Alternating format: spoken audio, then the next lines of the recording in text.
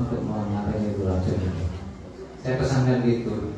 Kemudian dia mengikuti dia mengikuti apa yang saya sarankan. Itu obat dokter itu sampai dikarungin, diikat sampai dikarungin. Ya, terus setelah saya ketemu kali ini, saya ngomongkan, saya satu box ini saya kirim satu box. Kamu minumlah sehari 2 kali aja. Karena memang kamu nggak boleh banyak minum. Karena dia kalau minum nggak bisa buang air kecil, nggak bisa. Nah itu dicobalah, ya minum pagi minum sama bangun tidur sebelum tidur di waktu perut kosong dia minum. Kemudian bangun tidur dia minum 2 kali aja saya sarankan. Ya alhamdulillah berjalan 5 hari dia ngasih kabar. Yang tadinya itu kalau dia setiap hari itu tangannya itu dingin, kaki dia dingin. Dia ngomong, biasanya ngobrol dengan anaknya, mama itu kalau baca-baca di buku ciri-ciri orang mati itu tangannya dingin, kaki dingin. Itu mama merasakan seperti mama ini ngomong apa sih mah? Kayak gitu. Itu adik saya yang putri itu yang terakhir saya bungsu. Kemudian setelah dia minum ini, dia heran. Baru sekitar 5 hari itu kok tangan mama nggak dingin lagi, kaki kok nggak dingin. Terus dia nggak pakai kaos kaki lagi, pampers yang ini biasa aja dia. Nah yang uniknya lagi dia tetap kamu cuci darah terus karena ginjal kamu belum berfungsi bagus ya. Waktu itu cuma 2% udah nggak berfungsi lagi lah gitu.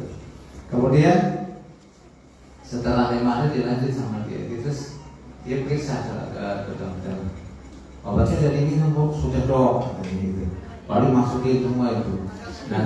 Nah yang uniknya nih, kok ibu hari ini cerah sekali, gitu. Wajah ibu lebih cerah gitu. Terus dia itu heran, gitu, nanya ke dokter. Dok, memang bisa dok, kalau kok ibu kakinya nggak bekas sekarang? Saya tuh heran, kok sekarang saya buang air itu campur air, tapi bukan mencet, bukan. Kok bisa seperti apa mungkin kalau harusnya buang lewat buang air kecil, ini kan kok bisa keluar dari situ. Saya tanya, kamu sudah bisa pipis belum? Sudah mas, saya udah mau bisa pipis. Tadinya nggak bisa pipis, saya udah bisa pipis. Wow.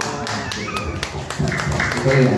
Nah terus lanjut terus yang uniknya lagi gini, pasien kalau dia itu biasanya sebelum minum barley itu, dia itu kalau cuci darah kan sekitar 2-3 jam.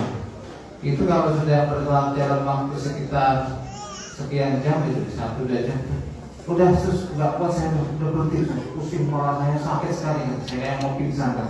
Udah. Nah setelah dia minum barley ini, dia jajang aja, bu mau diambil berapa? Obat apa sih ini? Pokoknya nggak tahu tuh, mau namanya mata saya kabur dia nggak berdosa gitu, nggak berdosa. Mau mata saya pokoknya ada 7 juta minum aja, saya nggak melihat mata saya minum aja lah begitu. Paling nggak minum sama sekali gitu obat. Nah terus berjalan ke sini, biasanya kalau dia ke kamar mandi nggak kuat. Nah sampai sekarang belum nyampe 1 bulan, baru bulan lebih. Itu saya cek itu sekitar 7 harian kesini. Sekarang mungkin udah 10 harian ya. Itu sudah perubahannya luar biasa. Kasih kok aja. Ini nggak usah dibayarin, ini dari mas nih saya kasih ke kamu.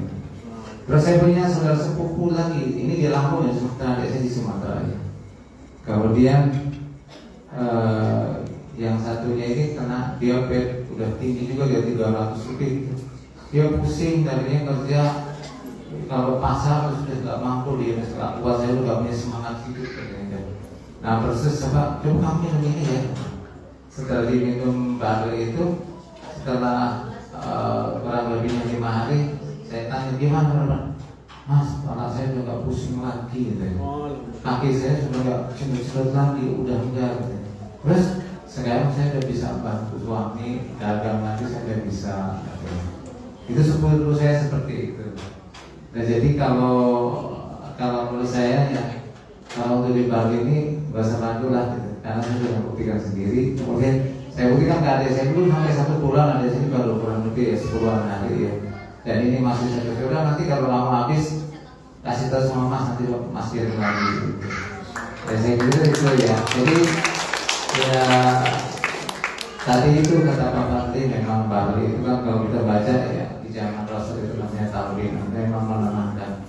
Nah adik saya itu yang sepupu juga, saya sekarang udah punya semangat itu dalam lagi semangat dia. Kemudian adik saya tadinya pengennya mati aja udah gitu, dia udah punya semangat. Kalau dia mau dituntut sama anaknya, gak usah, mama pengen jalan sendiri gitu. Itu semangat dia seperti itu. Ya itu pengalaman apa ya, testimoni. Saya rasa nggak buat itu memang saya seperti itu ya. Karena memang orang busa itu dosa besar, saya katakan. Cuma saya pesan kepada adik, tapi ingat, waidah mari coba waidah. Kalau kamu sakit, Allah yang tenang. Dan yang perlu kita ingat bahwa Rasulullah minta kepada Allah, maafini bi, pada disehatkan pada, maafini pisang, sehatkan penglihatan, terus pendengaran, dan seterusnya. Artinya memang kesehatan itu begitu pentingnya bagi seorang mukmin, karena hidup yang dia ada padanya adalah akan dipertanggungjawabkan di hadapan Allah. Maka kalau kita sehat, ibadah kita semakin baik saja. Makasih, itu aja testimoni dari saya.